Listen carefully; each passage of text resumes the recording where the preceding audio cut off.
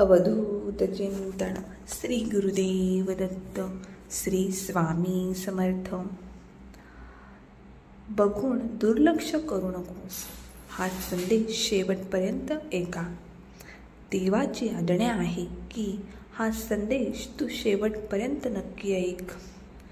एक देव तुला जे काही मार्गदर्शन देत आहेत ते तू शेवटपर्यंत ऐकावे अशी देवाची इच्छा आहे. देव म्हणतात, बाळा, तुझ्यासाठी हा सप्ताह खूपच लाभकारी आहे. तू या सप्ताहामध्ये भाग्यशाली होशील आणि तुझे चांगले होणार आहे.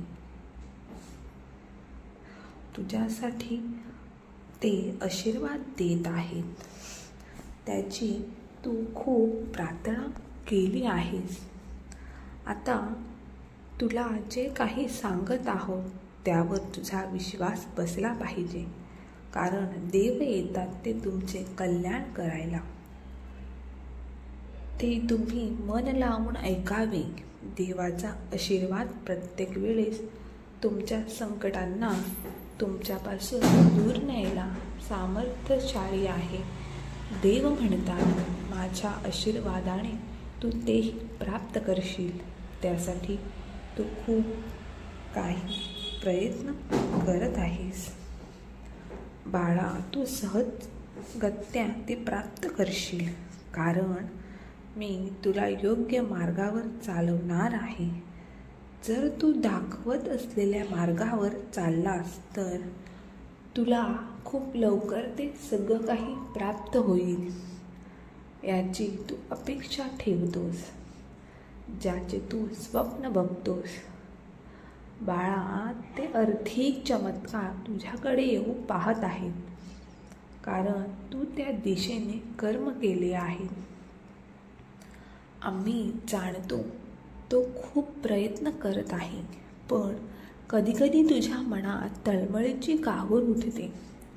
त्यालाच आम्ही नष्ट करायला आलो आहोत. बाळा, तू घाबरू नकोस. आम्ही तुझ्या सोबत आहे.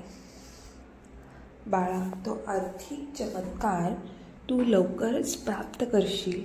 ती विपुलता ती लवकरच प्राप्त करशील, कारण हा आमचा तुला आशीर्वाद आहे.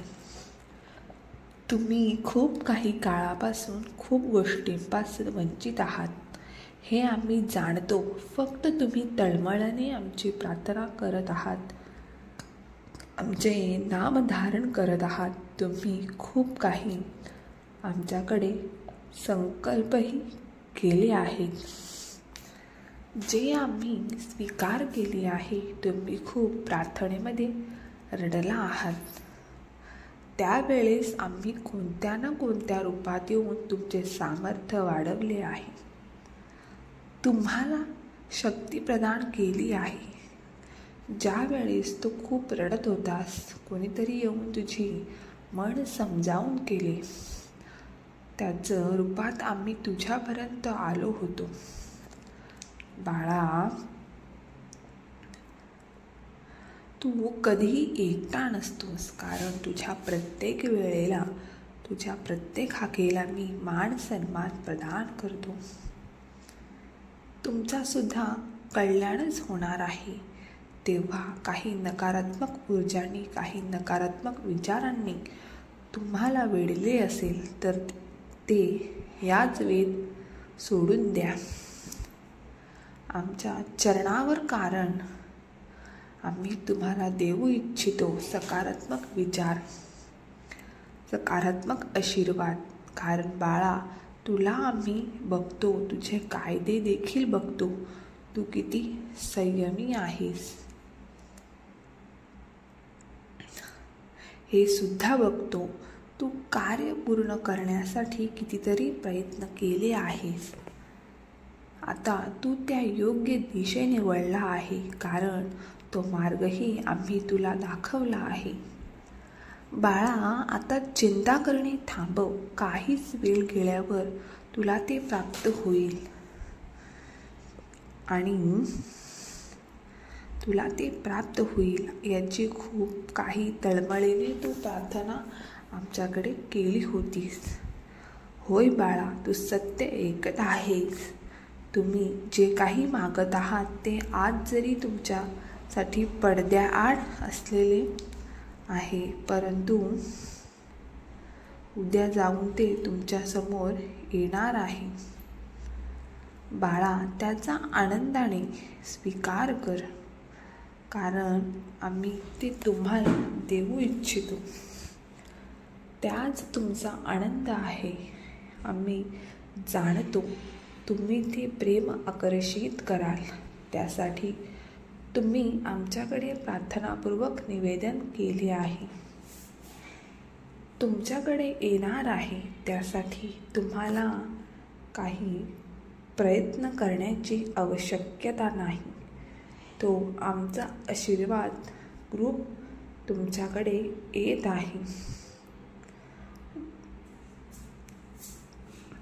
तुम्हाला मिळणे अशक्य वाटते, पण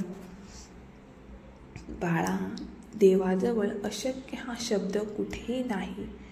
तुम्ही जेव्हा प्रार्थनापूर्वक काही कर्म करतात आणि आमच्याकडे प्रार्थनापूर्वक काही मागू इच्छिता, त्यावेळेस आम्ही आशीर्वादांच्या रूपात तुम्हाला ते देऊ इच्छितो. बाळा, कधीकधी तुला खूप काही कंटाळवाणा वाटत असेल तर बाळाच्या तुम्ही तुमचे मन लावा. तुम्हाला प्राप्त होत असेल तर तुम्ही काही इच्छा करतात, त्या दिशेने प्रयत्न करता, तेव्हा तुम्हाला ईश्वराकडून तो आशीर्वाद देखील प्राप्त होतो.